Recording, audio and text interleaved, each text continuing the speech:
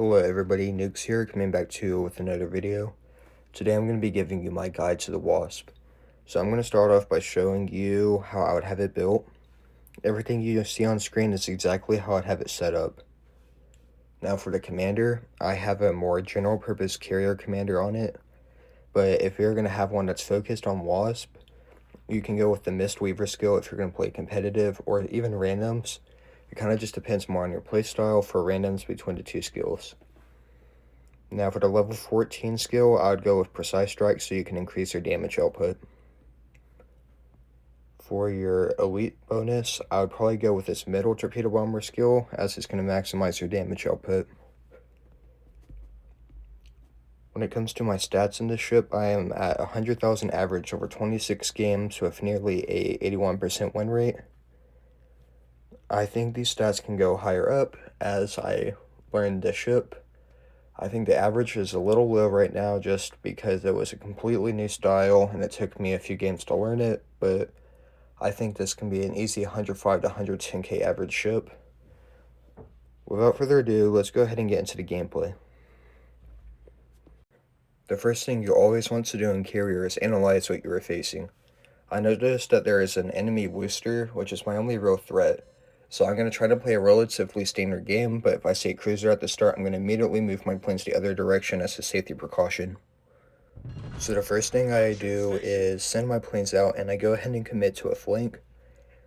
I'd say in 90% of maps you probably want to immediately commit in this ship as it is a very aggressive ship and that's how you utilize it. Notice how I have my torpedo bombers grouped together pretty tightly. I have to do this for the most part because of the fact that I don't have dive bombers, so I need to have a way to meat shield as much as possible when I attack. Otherwise, all of my planes are just going to get shot down. Now, unfortunately, there was the booster on the side that I committed to, so I knew that I need to go ahead and move my planes south. Plus, I kind of already did my job at A, which was to detect the enemies. This is a ship you really have to balance patience with knowing that you have to make a decision sooner than later. I know that there is a ship that's going to be pushing B, but I know that there's not a lot I can do to help. And if I do wait long enough to help, then I am just losing out on too much damage that could be used to help my team.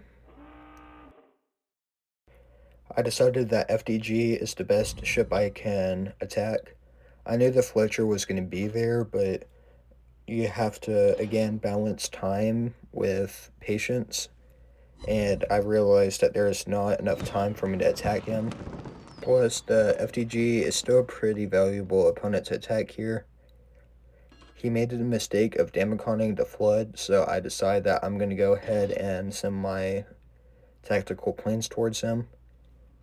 Now, I know I'm going to start needing to watch out on the 8th link because they're going to be attacking us at any moment.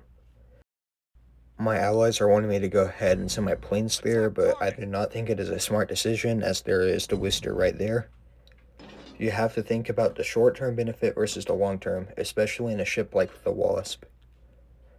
I'm going to go ahead and start backing up because I can sense that danger is very close now.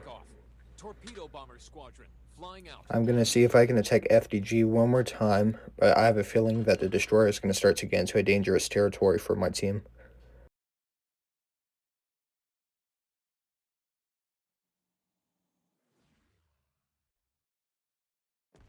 Now, at this point, the Shimakaze is spotted, and I realize I need to go ahead and try to attack him. So, I know I could have probably spotted him earlier, but you have to weigh the risk versus the reward. And with the Worcester being there, I could have probably spotted him, but I could lose half of my planes easily in the process, and it's just not worth it. I'm going to try to send in a drop here. I accidentally aimed a little too far back and realized it right as I launched them. So it wasn't a super par attack, if I'm completely honest. Enemy aircraft incoming!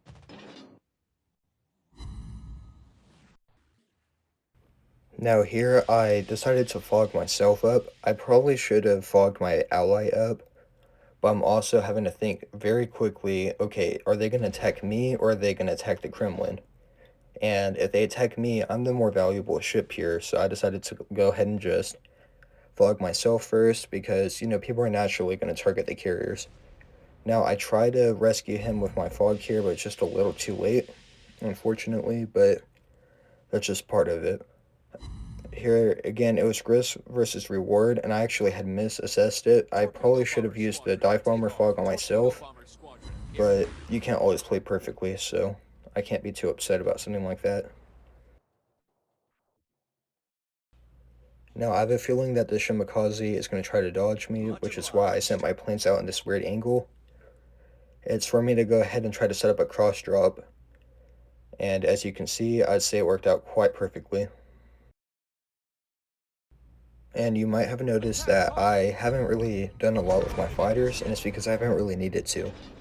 I've put my fighter squadron in areas that would be considered important for my enemy carrier to attack, and he hasn't really been that efficient with what he's been attacking, and this is a matter of efficiency, and I don't really see a lot of reward in me committing time towards the enemy carrier if he's not doing anything too useful.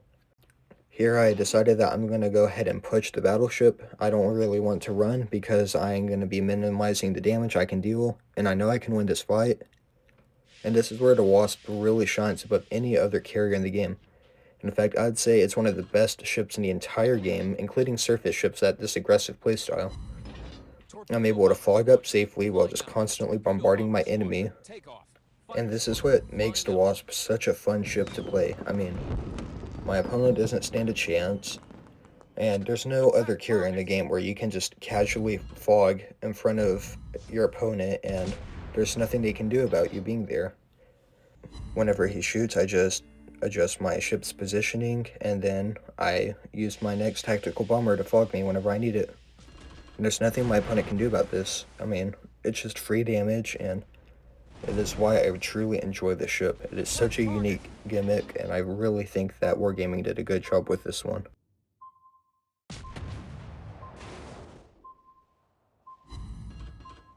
Torpedo bomber squadron airborne.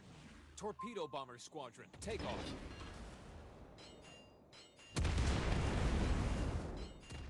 Nice shot. Enemy aircraft incoming. We're under attack. Enemy ship destroyed. Here I decide to keep reversing even though I could get a little bit more damage so I can help support my Zal by giving it additional AA support. As soon as my tactical bomber is available, I immediately go ahead and fog both me and my ally to help keep them alive. Enemy aircraft incoming. And that's just kind of Wasp's job. It just creates havoc with its fogs, and there's nothing your enemy can do about it. You're always there to support your allies, so it's a true support ship. It's just about finding that balance of supporting your teammates and supporting yourself. And once you find that balance, it really is just an unstoppable force, and it's a ship that all of your teammates are going to want on your side, and they just never want to face it, especially in the hands of the right player. Now, to summarize the ship on how to play it, I would say number one is to be as aggressive as you possibly can be. Second, I would say it's a matter of balance. You have to know when to attack and when to be patient. You have to know when to support your team and when to support yourself. And third, I would say it really is a matter of exploitation of the ship. You really just need to know how the ship plays, its boundaries, and what it thrives at. It's extremely good at defending teammates, allowing them to play extremely aggressively, allowing yourself to play aggressively, allowing yourself to get out of trouble, shooting down bombers, and most of all, channeling your opponent's aggression against them. You also need to recognize how good it is at attacking enemy destroyers. You can make death an unavoidable reality for these ships, just as it was for the Shima. If it's possible at the start, I definitely recommend attacking the destroyers if you can. Getting them out of the game as soon as possible really helps change the tide of the battle and puts your team in control. And that's really going to be it for this guide. I sincerely hope that you enjoyed this video, and I'll see you guys in the next one. Peace.